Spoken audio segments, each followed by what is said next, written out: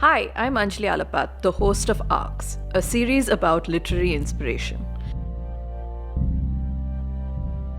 I have loved fantasy and sci fi for as long as I can remember. In these strange times, these stories are a wonderful form of escape, doorways to different worlds, offering glimpses into possible futures.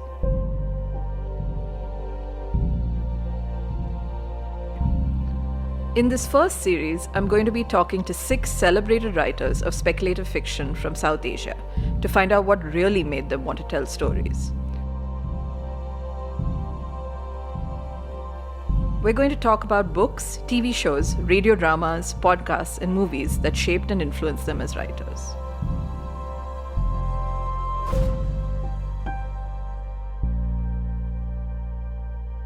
We begin with Shiv Ramdas, author, storyteller, and Twitter sensation. I'm a big fan of Shiv's thoughtful, funny, and irreverent writing. His work explores serious and often historical themes in nuanced and deft ways. His debut work, India's first mainstream cyberpunk novel, Dome Child, was released in 2013. Shiv's short fiction has been featured in Slate, Strange Horizons, Fireside Fiction, Podcastle, and more. In 2020, he was nominated for a Hugo, a Nebula, and an Ignite Award. Today, we discuss his influences, AI, magic, and his work in progress paranormal PI novel. Hi, Shiv. Thanks for joining us today on Arcx. Thank you for having me. I wanted to get started with a little bit of an origin story. Did you always want to be a writer? Oh, that's a very interesting question. No, not really. I mean, I sort of happened into this in the sense that I wrote the way most people write. Like when I was a kid, I wrote weird, silly stories like every other kid and so on and so forth. And I went about with my life. And then I never actually thought of doing this seriously till a friend suggested to me I do it because I wrote an email which they thought was funny. Well, anyway, and then at some point I decided to write a short story. The short story became a novel. And you mentioned that you worked in radio, and you have, I think, mentioned before that you worked in advertising as well. So did that all kind of come together to kind of influence your storytelling? Well, I think everyone sort of gets influenced by you take what you've done and you adapt it to the way you approach your process and what you do. I'm sure people draw on different aspects of their lives. And absolutely, I've learned things in advertising about writing that I apply to my work. I've learned things in radio about writing and communication that I apply to it as well. And your writing is largely speculative fiction, I would say, with some horror, comedic elements, sci-fi, fantasy, all that thrown in. So what media, books, movies, radio really inspired your storytelling? Well, I started out with books for sure. When I was a kid, that's basically what I did with all my free time. I used to be either playing sports or reading books. These were the only two things I really did in my free time. Sometimes I read books while I was waiting for my turn to play sports. It was that kind of thing. So I've never really stopped reading books since I was a kid, though I have stopped playing sports for various reasons. Media has actually evolved a lot as I've got older. So, for instance, when I was a kid, the concept of a show that you could stream or binge watch did not even exist, right? In the 90s and all, that wasn't really an option in India. You had cable TV and you had stuff that came on cable TV. And then you'd you had pre-assigned time, you would have the schedule and you'd be oh, so-and-so channel is showing so-and-so movie at this time, we should sit and see. If you think about it, that's dependent a lot on you already having some kind of idea of word of mouth of the story. When the time came when people were actually watching TV shows in India, you would see a lot of people at times, they'd sit down with their laptop and they'd watch a show and they'd literally watch the entire show. And they'd watch an entire season. And it was very normal to talk to friends who were doing this, who were watching entire seasons of shows. And the amount of casual conversations I've heard about, oh, I wish there was a channel where you could just watch shows nonstop. And then Netflix arrives, so it's very interesting. And the way these people do things is also really, really interesting in terms of how you can approach your storytelling. This extremely long answer to your question is I did start with books, but I think I've taken a little bit from theater, a little bit from street plays. I try to take from as many storytelling mediums as I can because essentially I see myself as a storyteller. That's what I do. Is there any book or movie that you feel kind of started you off on this? In terms, it influenced your storytelling largely? Oh, that's a very interesting question again. It's a difficult question also because like I feel like there are various points of times you have various things that you encounter and so on and so forth. But I'm gonna put it this way, like, when there are like various things that you enjoy. So I knew I enjoyed funny writing a lot. I knew I enjoyed fantasy and science fiction a lot. I knew I enjoyed human problems a lot. And then one day I randomly walked into this book which combined all of them. And it was The Hitchhiker's Guide to the Galaxy. So that was what really started me off on this journey. And then what really like basically accelerated it all for me was this book that I feel like we still don't talk about enough. It is called The Amulet of Samarkand. It is by a man called Jonathan Stroud. It is part of an extremely funny series. And in a way, it's odd that I say this because this book, I think, has won awards also. But I genuinely feel it's still underrated. Like, not enough people talk about the Bartimaeus trilogy as like one of the great comedic fantasy trilogies that has ever been written. And I think it is. The thing about, I think, writing a series is that in a weird kind of way, I think the first book might be the easiest to write because in a lot of ways, you're not dealing with. So the advantages of a sequel, of course, is, you've got your world set, your character set, you've got, in a sense, expectations about tone, flow, style, all those kind of things set. But you had kind of a blank canvas to play with when you began a first one, which meant that you had a lot more freedom to do things and also to set your bar in a sense.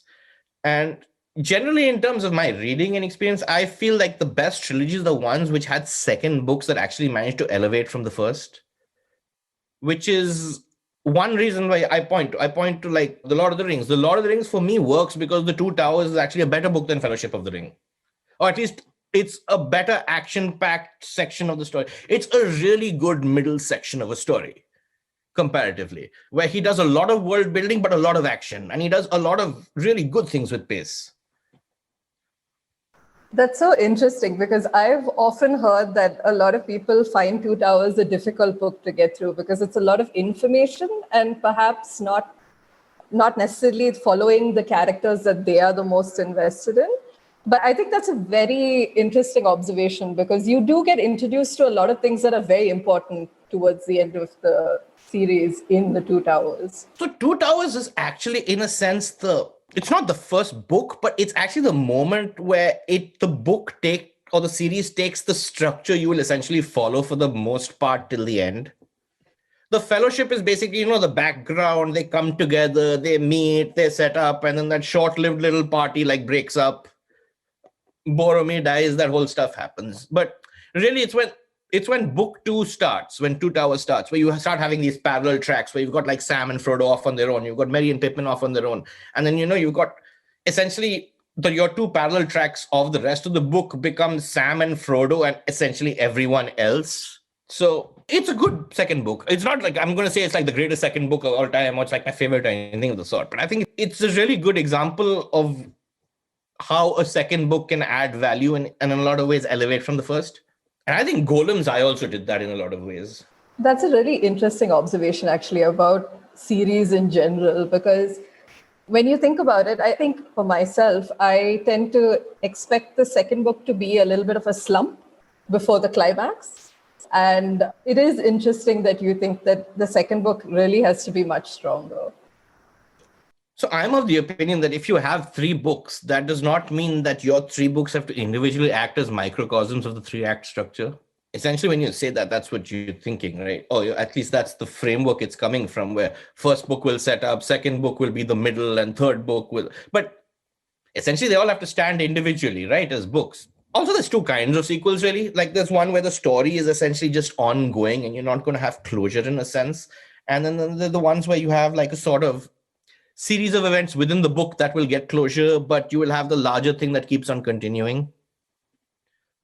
An example of the first would be Two Towers. An example of the second is Golem's Eye, right? Like, so where they have problems that they solve within the book, but the larger question remains, which gets solved.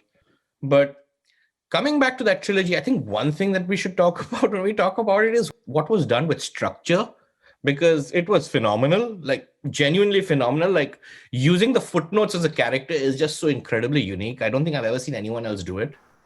I think it's actually the thing that has stuck with me the most of that series is I remember thinking, oh, the footnotes. I've never thought of using it in this way. And I know that Pratchett uses it in a really inventive way as well, because I got into Pratchett later, and this was kind of my first introduction to it, really. No, I was already reading Pratchett, but I think what he did was a bit different because, like, essentially every footnote in that series was the voice of one character. Like, if you wanted to hear Bart, like, there were Bartimaeus chapters and there was Nathaniel chapters. But, like, even in the Nathaniel chapters, in the footnotes, you would find Bartimaeus. Like, if there was the footnotes, that would be the voice of the Jinn, who was by far, like, the most interesting character, right? Like, and it was deliberately written that way for Bartimaeus to be a character you empathized with more and more, as opposed to everyone else. And he was also the fun character, so you liked him. So it was like a very, very interesting way to do things, while also telling a fairly subversive story, because I guess you have a lot of it more and more now, but usually when you have evil magicians, you have good magicians to offset them. A story where magicians are uniquely cast as evil with no mitigating factor except that there's one who's having regret for being one of them is, I think, a really, really interesting concept. It is a very different way of storytelling with magic for that age group in particular, because I feel like magic is romanticized in its own way. It's also interesting to have people very firmly cast as a villain and stays that way throughout. When you start off, you're like getting this boy who wants to be accepted and go up in status in the society and all that. So like it's presented in a way that makes you question, but like it's interesting how the boy's agenda to actually like conform over a period becomes one to subvert. And again, like it's just a very deftly handled series. I would recommend it to anyone who's listening. How do you feel that it influenced your own writing? Well, in lots of ways, really, in the sense that I don't know if influence is the right way, but it showed me that you could do a lot of things with structure, with voice that could add to story in a lot of ways without necessarily adding to weight or like wordage in very, very heavy ways. And we talk about like blank space and writing in blank space, but this was like literally making it into a blank space where you're utilizing it. Where our man was literally going to the part of the blank space at the bottom of the page that everybody leaves blank and using that to fill it up with and create a character in that space. I thought a fairly revolutionary book in terms of its usage of structure, for at least for me, because I'd never seen anything like it. And are there any themes that were in the book that you kind of see in your own writing now? There's a fundamental question that this entire series of his raises, which is something that I'm actually extremely interested in discussing in like stuff that I do, which is the role of magic, right? Like, and there are two aspects to what he did. One is a fundamental question that he does not address, and one is a very fundamental question that he does, and I think both are extremely fascinating. And the one that he does not address is magic itself and the concept. And there's something a lot of people talk about now, and you'll see a lot of conversation about, and a lot of interrogation of the concept of as well. So, which is the chosen one concept, and both versions of it. One is like the classic chosen one, where there is one person chosen above all, etc., etc. But essentially, all magic users tend to be chosen ones in a lot of classic fantasy fiction, because you are born with the ability to use magic, and either it's because of your family or your genetics or something like that. It's weirdly eugenics adjacent, or maybe even eugenics is in a sense. And that is something I think which I'm really glad to see more and more people interrogating now as in contemporary science fiction and fantasy, and it's something I think that should continue to be interrogated, right? So that's one thing I'm interested in, which is something that is in current stuff I'm doing. The other question which he did actually explore, which is also in current stuff I'm doing, is the actual role of the magician in relation to other beings, like perspective, so to speak. Like the perspective you almost always get is either from the role of the magic user. When you get the beings that work for the magic user, it's very rarely a critical lens. And Bartimaeus kind of changes that a lot, where essentially you're asked to question the role of the magic user as a force for good in general, Like a lot of stories about like magic was lost, and when magic came back, things became good. And Bartimaeus makes you ask, like, if magic vanished, maybe the world would be a better place. I wouldn't go that far, but so for instance, the theme I am exceptionally interested in, which I am exploring currently in the book I'm working on, is the concept of summoning, basically, in itself. If you think about summoning, it's actually like an extraordinarily evil act, which is never presented as an evil act. Like summoning is like the magical equivalent of serfdom, where like except you like you snatch a being, like they come, they work for you, and then when they finish working for you, you let them go, and they don't really have any choice in the matter. And it's all hunky dory, and you get summoning powers and all that cool stuff in video games, and it's never ever interrogated where it comes from or what it stands for. So yes, the concept of the summoner and summoning is something that I am extremely interested in talking about. And I think Bartimaeus did that. Like Bartimaeus, in a lot of ways, kicked off that conversation for me. It's an interesting power differential because we're always led to assume that the power that the summoner is subjugating is far beyond his or her control. And it's kind of presented as the summoner as the underdog in the situation, where, as you said, it is actually, that's not true. Not to get too deep into the weeds on this, but a lot of the arguments that you hear in this context are arguments that have actually been used against human beings in the real world in the past, like ascribing like super strength, superhuman power, but this somewhat bestial nature that needs to be controlled, and it's for their own good, but they are helping the larger cause, and it is just necessary for us, the people, to do better and be better. And the more you think about it, the more it harkens back to really nasty things, and is at least worth discussing in some detail. Absolutely. And I'm really glad we touched on it because I don't think it's something that people discuss that much. And I love that we kind of jumped into that a little bit. A large part of this is going to form the novel I'm actually writing currently. Like, this is one of the key themes of that novel. Without giving too much away, we're definitely going to question this or see what it's all about, in a sense, in that particular world. So I want to discuss your other work before we get to Bhatia. I noticed that in your work, you've set a lot of your stories all over India and at various time periods as well. Is there any reason that you've kind of chosen to center it in such different locations? Well, I've lived all over India, so like I have an interest in various parts of India, which is, I suppose, like which would be a starting point. Like when I was a kid, I basically went to like something like 8 or 9 different schools in like 7 or 8 different states. So I kept moving around. So I am familiar with large parts of India in a sense that, in a way that maybe a lot of people are not, in the sense that like a lot of people are familiar with it from having lived in India and having, like you live in a place, you spend a bunch of time in a few places and you read about a lot of places.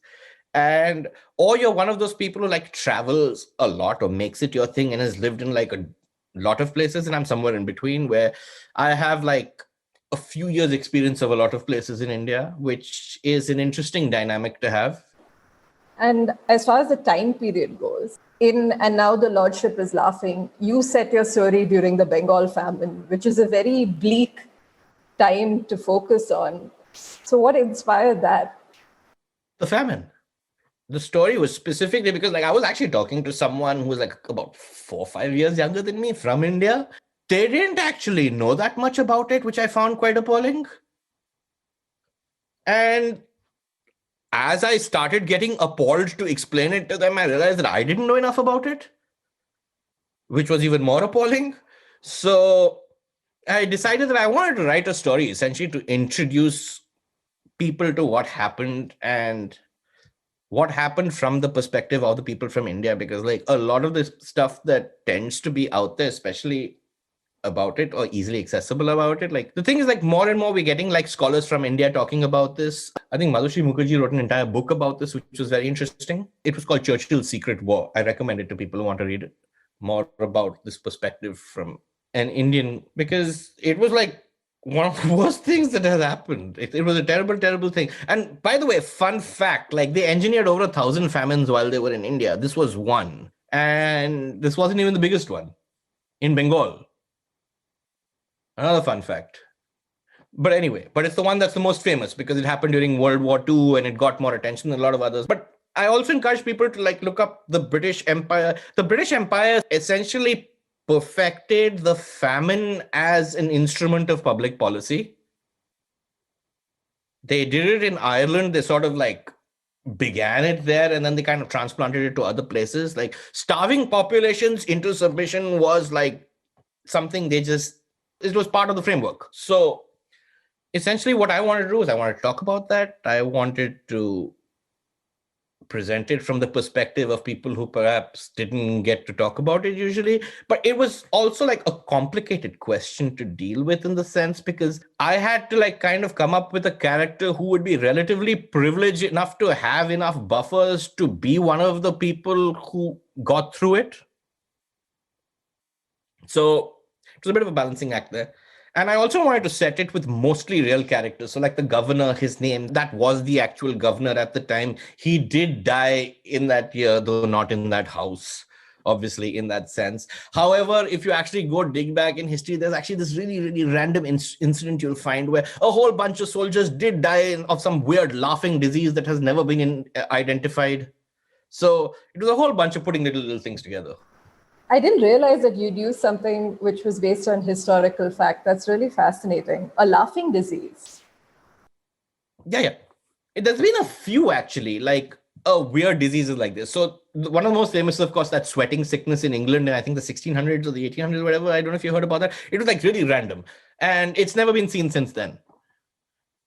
So, and there have been a few laughing diseases, by the way, around the world. It's a really weird phenomenon, and it's quite interesting. There are ones where people don't die. There are ones where people die. And they're these isolated things through history. And this is one I just found. It wasn't really part of the plan or anything. And why a doll maker? I found that very interesting.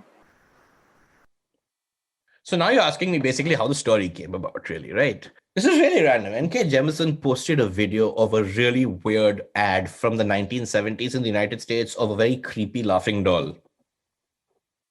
And it was an ad. It was a kid's toy. And everyone was like laughing about how creepy the ad looked. And it just like occurred to me that like a creepy laughing doll would be like a really, really interesting horror device. It's also like very fundamental in a lot of ways. Like certain kinds of doll making are very like traditional to parts of India and parts of Bengal and parts of the world, you know? And the doll is really one of the most fundamental old school simple things or toys that people have always played with, really. And then of course there's something very, very, I don't know. So as someone who writes a lot of humor and who enjoys laughing and who enjoys the concept of humor as a weapon of destruction is just, it's got like a different level of creepy to me. So I'm not creeped out by clowns, but I sometimes wonder if that's why people are creeped out by clowns. Like, is it the concept that someone who's supposed to make you laugh is scary? Does that play into it at all? I should ask one of my friends. I know a few people who don't like clowns. I should ask one of them. They're probably going to say no. But I don't know. I find the concept of something that is so desirable in general, laughter, being a cause of like pain and suffering and death in itself, just to be quite incredibly horrifying. Well, I think dolls in general are actually creepy when you think about them. So I feel like you've built on something that perhaps people don't necessarily think of outright as creepy, but once they've had time to think about it, it's slow horror. I mean, creepy dolls have been around forever, right? Like, this is hardly like a new device. Like, you can go through like Bollywood, you can go through Hollywood, you can go through books, stories. Like, the killer doll has been like a thing for, I don't even know. There was even a movie about a doll that wasn't a doll. Can you elaborate? I don't actually remember it too well. I just vaguely remember seeing one of these Sunday afternoon things. But basically, it was a doll that wasn't actually a doll. It was a person pretending to be a doll who was killing people in the, whatever, like the living arrangement. It was like one of those weird low-budget horror movies. So the point being, like, I don't know if there's too many variations on like evil dolls that haven't been done. I'm definitely going to look that one up. It sounds like a true horror. I mean, it was fairly camp, yes. So the doll in itself is, honestly, I thought one of the easier things to do. And plus, I wanted to explore the whole concept of like, this is something I talk a little bit about in terms of like horror from a post-colonial lens, which is that like, just to like juxtapose, you have like Lovecraft, right? And Lovecraft's main abiding principle was that the unknown is the source of horror.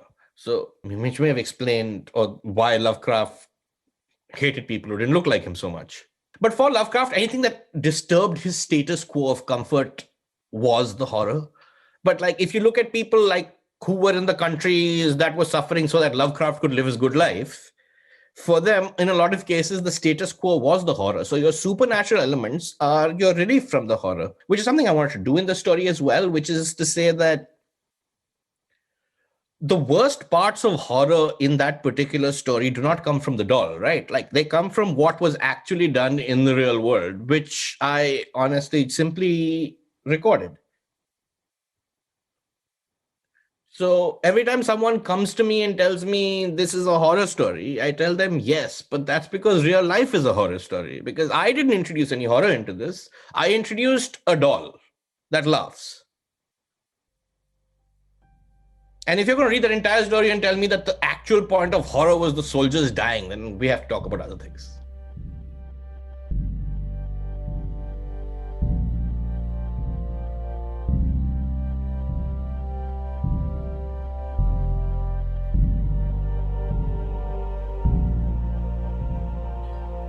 I've noticed that this is something that you do in your writing quite a lot, which is a little bit of a flip, like a twist to it. I've seen it in the trolley solution as well.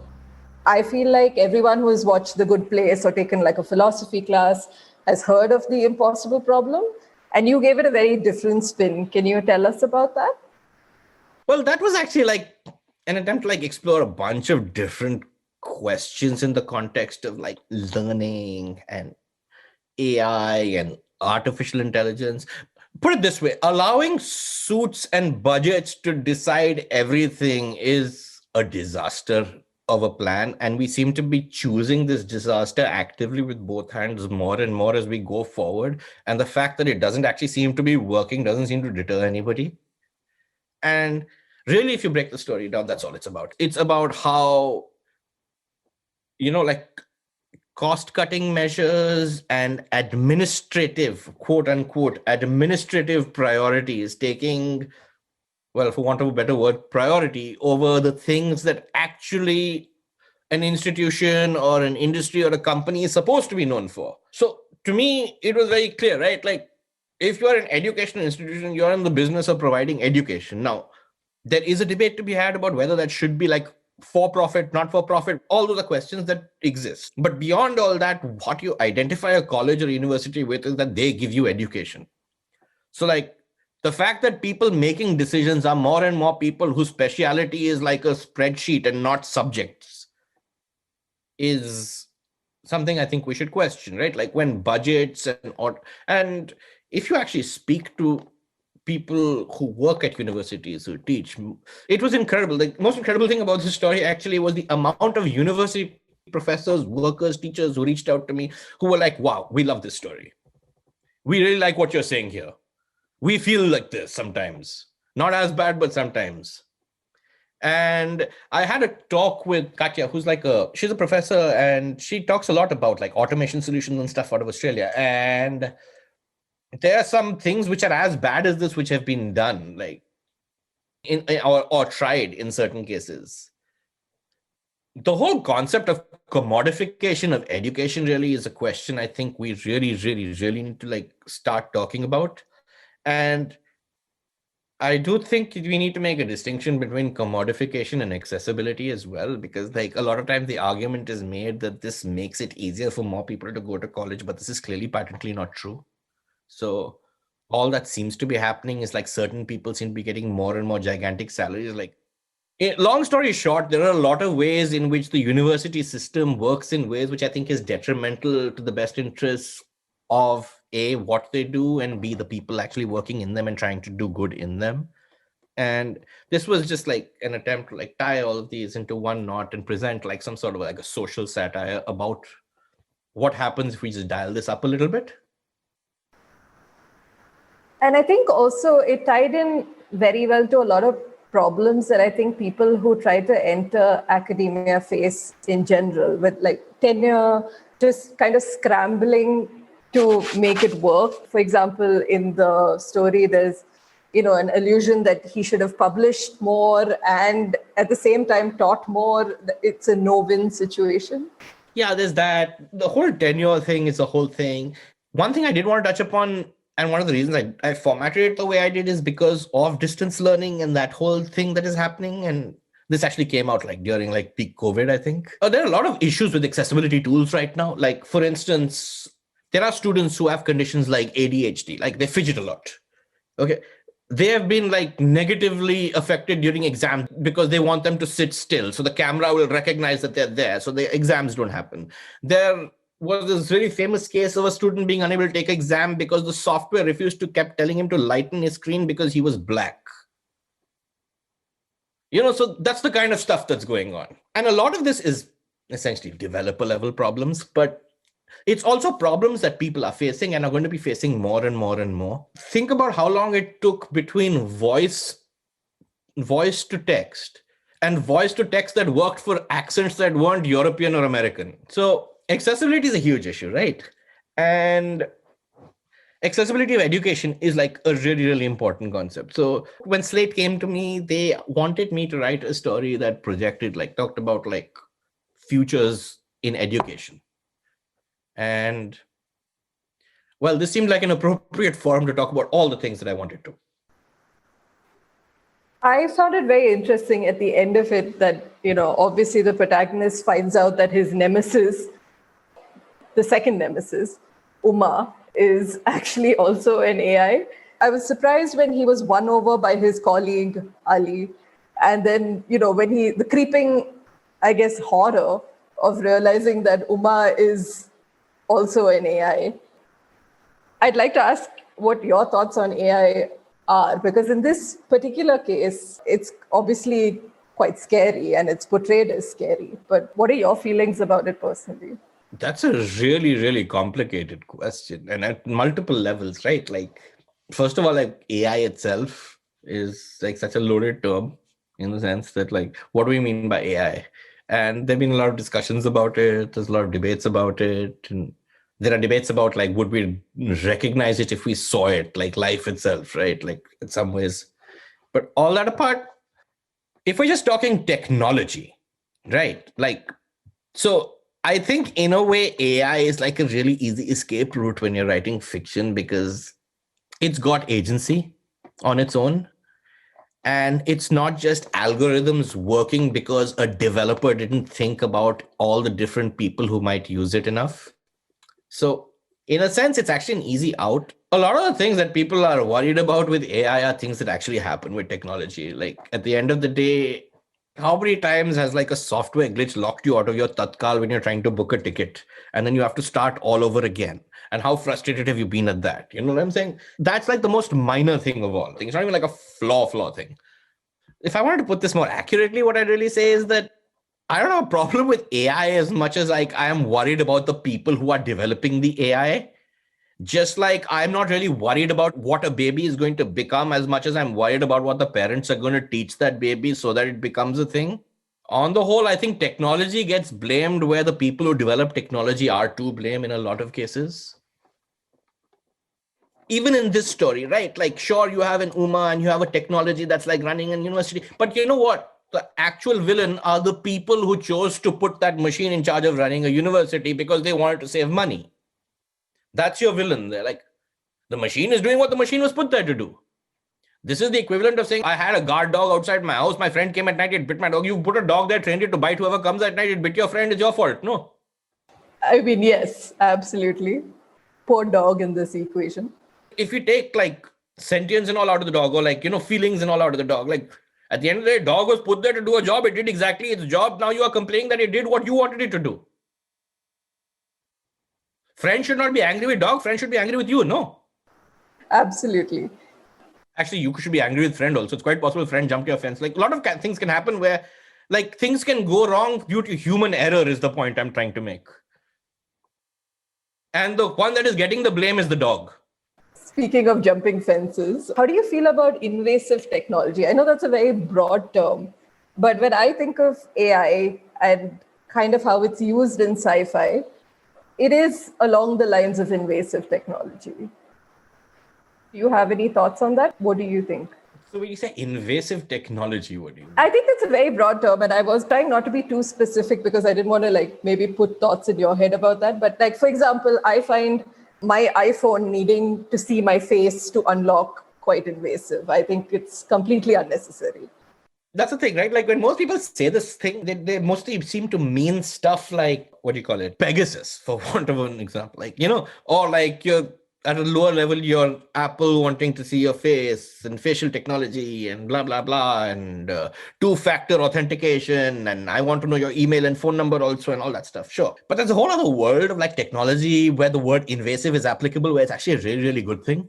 And the most immediate automatic example that comes to my mind is the insulin pump, where it is literally an invasive technology that keeps people alive and saves their lives and enables them to live relatively normal, fulfilling lives in a lot of cases. So again, this whole thing of technology is bad, I don't get it, because technology saves lives. It's never really technology to blame. I always think that blaming technology is taking the easy way out, because it's the people. It's honestly if this happened in any other space, it would be ridiculous for anyone to make the argument that we blame the technology. It's usually a group of people and a team of people, and there's a lot of levels, and this still happens. So a really easy out, I feel, is to be we are playing with technology, we don't understand, but that's not even true, right? What is Pegasus? Pegasus, someone built Pegasus. Okay. So the bad thing is not Pegasus. The bad thing is that Pegasus exists because someone built it. What makes it really bad now is that governments and all are using it, right? Or people are using it. But all the actual things that make it bad are human decisions. Human decision to build, human decision to use. So essentially, I keep saying this, we keep blaming technology for human error. Humans are great at shifting blame.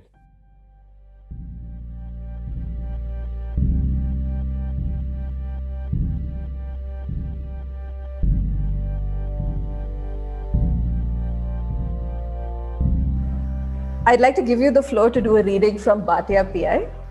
Sure.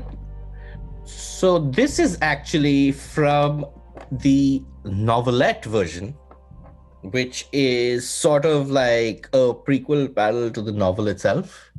And you can find this in Lightspeed magazine online and read the whole thing, which I obviously recommend. But this is sort of like the intro to the world and the characters of the novel I'm writing, which is this fraudulent paranormal detective in Delhi who runs into a lot of problems when he unfortunately gets a real case. So it's called Bhatia PI. It's a few minutes before 7 on a cold October evening, and I'm just reaching into the bottom drawer of my desk for the Old Monk and my well-thumbed copy of The Big Sleep when I hear footsteps hurrying up the stairs. A new case, has to be. I sigh, give the drawer a regretful look, and shut it again. I sit up, awaiting the knock. It never comes. Instead, the door swings open, slamming into the wall, sending plaster chips flying everywhere. Then I see her standing in the doorway. You can tell a lot about a client by looking at them. How they walk, talk, dress, all of it tells you something.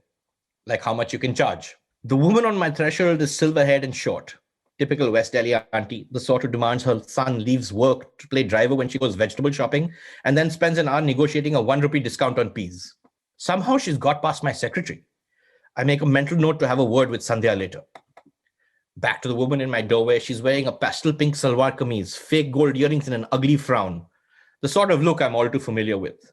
A badge on her kameez spells out her name. I rise to my feet. Mrs. Bhatia, I presume.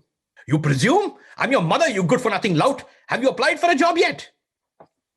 And, well, it kind of takes off from there. But that is the opening.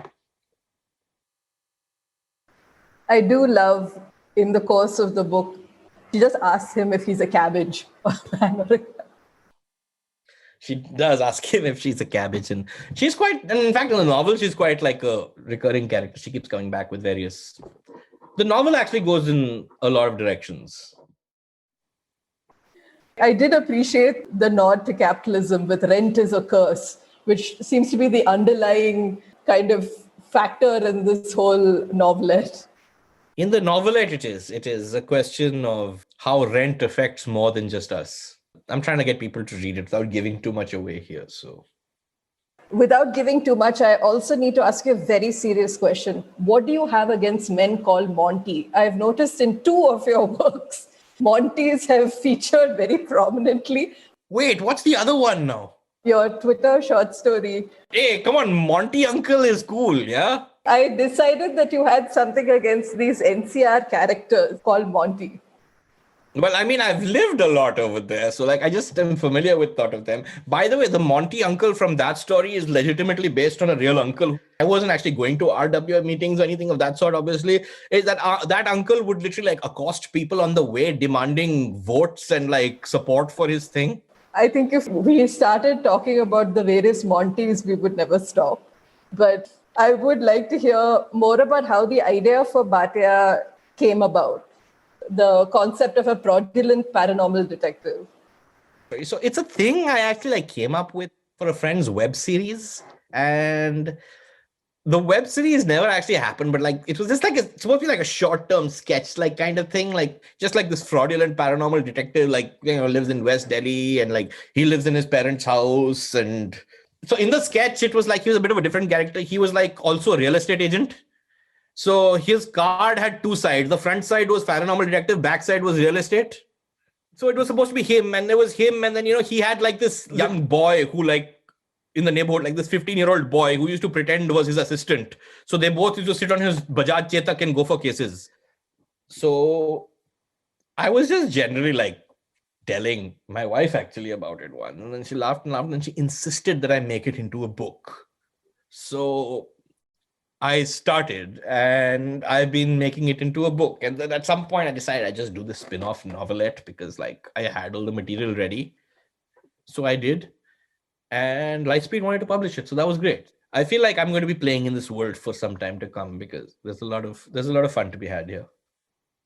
So the novel, which is coming out soon, or rather you're working on it now? I'm still working on it. I cannot promise it's coming out very soon. So that is set in the same world as the novelette, but obviously there are much more, there are more adventures to be had. Yes, it is literally the same world. It's the same characters, same world, same lots of everything. It's all the same. But think of the novelette as like your introduction to these characters. And while if you miss it, you'll get that again in the novel. There's a lot more to what happens. It's like the further adventures of Bhatia PI and so on and so forth. And again, I think here you've kind of subverted the whole possession thing without giving away too much.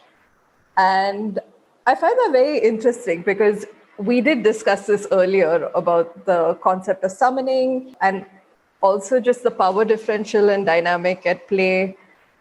So was that twist kind of satisfying for you? And is that something you like doing a lot as a writer and also like seeing as a reader?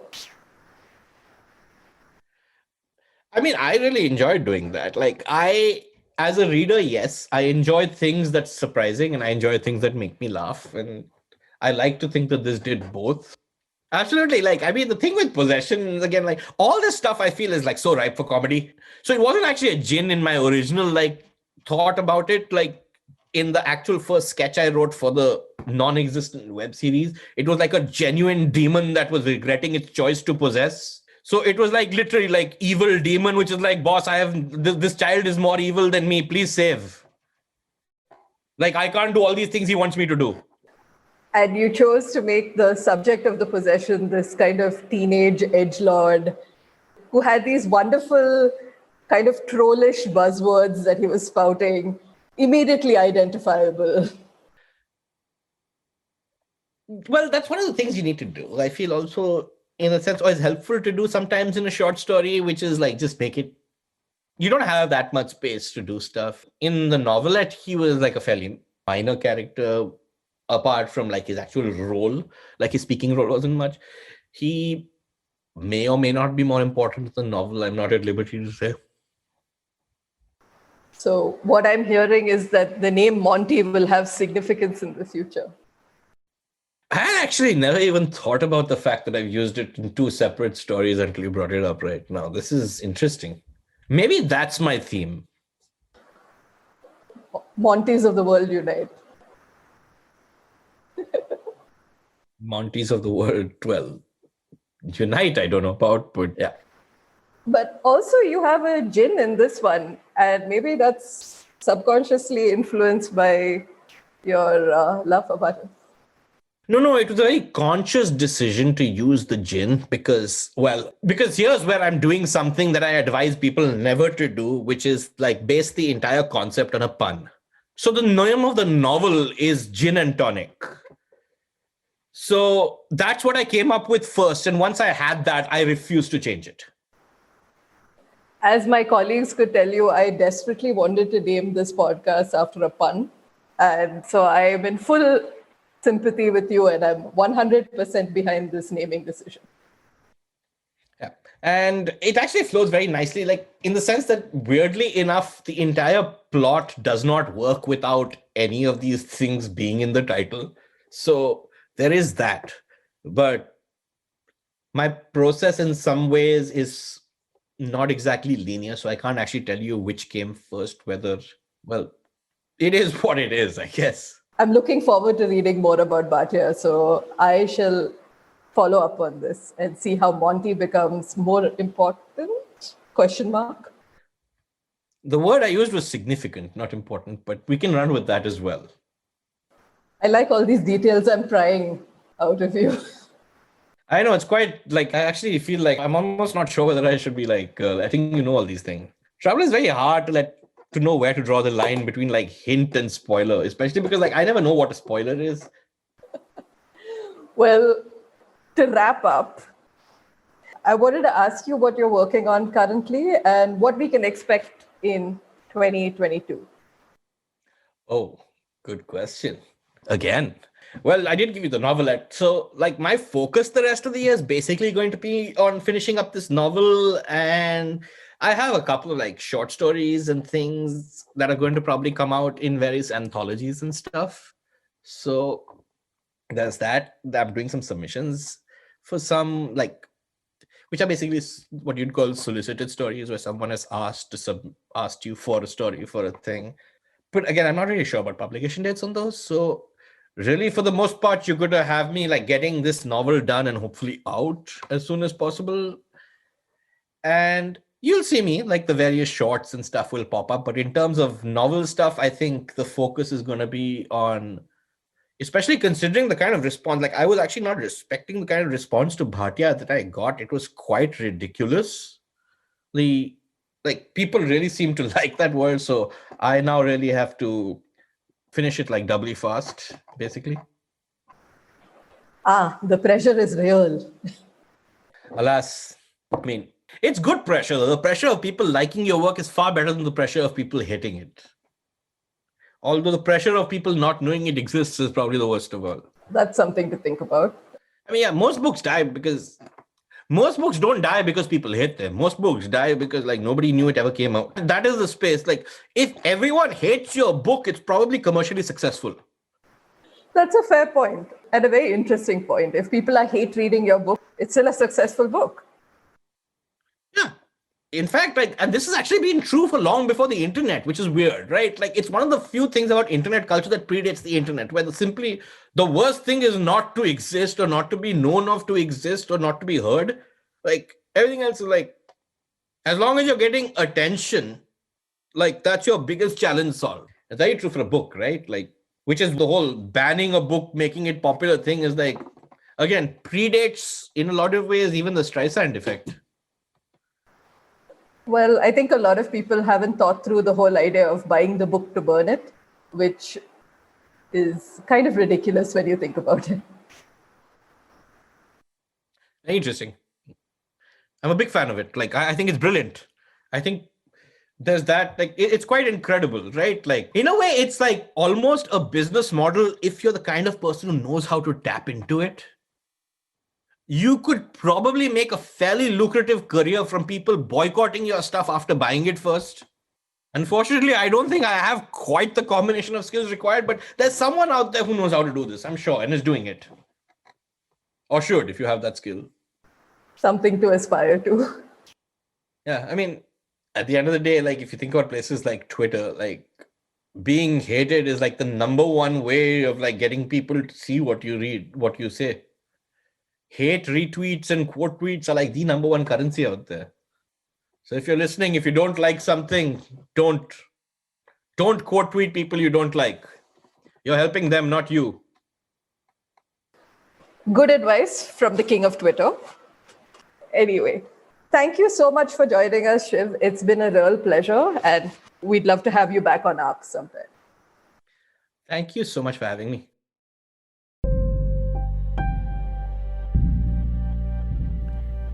Thanks, Shiv. You can follow Shiv Ramdas on Twitter, where he's at @NameShiv.